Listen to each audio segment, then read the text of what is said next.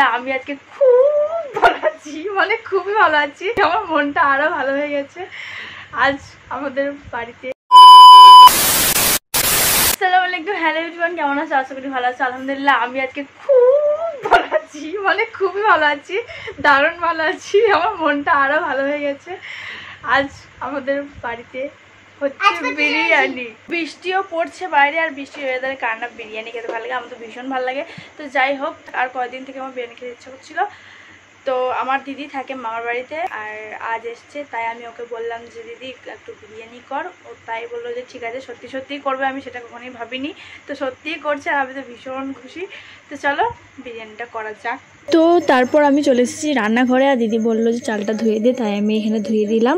তো ধোয়ার পর এদিকে আমার দিদি আলুগুলো প্রেসার কুকারে দিচ্ছিলো যাতে সেদ্ধ হয়ে যায়।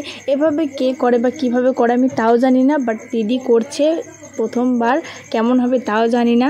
তো তারপরে এদিকে আলুগুলো সেদ্ধ হওয়ার পর এখানে আলুগুলোকে লাল লাল করে ভেজে নিয়েছিল। তারপরে এখানে চিকেনটাকে মশলা মাখিয়ে কিছুক্ষণের জন্য রেখে দিয়েছিল। তারপরে এখানে চিকেনগুলোকে আস্তে আস্তে ভেজে নিয়েছিল। তোমরা আবার অনেকে কমেন্টে বলবে বিরিয়ানি খাবে, তো এত খুশি কিসের?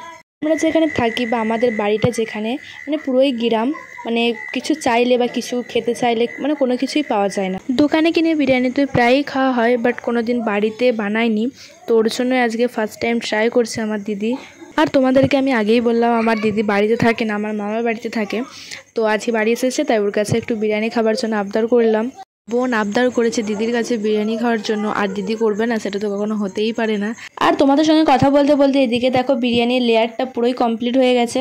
আর ফার্স্ট টাইম বিরিয়ানি করছে কোনো ভিডিও ছাড়াই, মানে নিজের মতো করে করছে, কোনো কিছু ইউটিউব দেখে বা কোনো কিছু করেনি।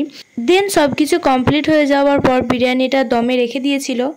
তো এখানে দেখো ফাইনালি রেডি হয়ে গেছে, দেখতে তো দারুণ লাগছে। আর এদিকে দেখো আমি এবার খেয়ে টেস্ট করে বললাম। তো তারপর আমি যখন দিদিকে বলি যে দিদি ভালো হয়েছে, খুবই ভালো হয়েছে, দারুণ হয়েছে, ও তখন খুশিতে বলে হ্যাঁ আমি এত ভালো করেছি ফার্স্ট টাইম, আরেকবার বল আরেকবার বল, এইভাবে মানে বারবার জিজ্ঞাসা করছিল। তো তারপর আমি শেষে খেয়ে নিয়েছিলাম থামস আপ। তো ভিডিওটা আমি এখানেই এন্ড করলাম। আল্লাহ হাফিজ।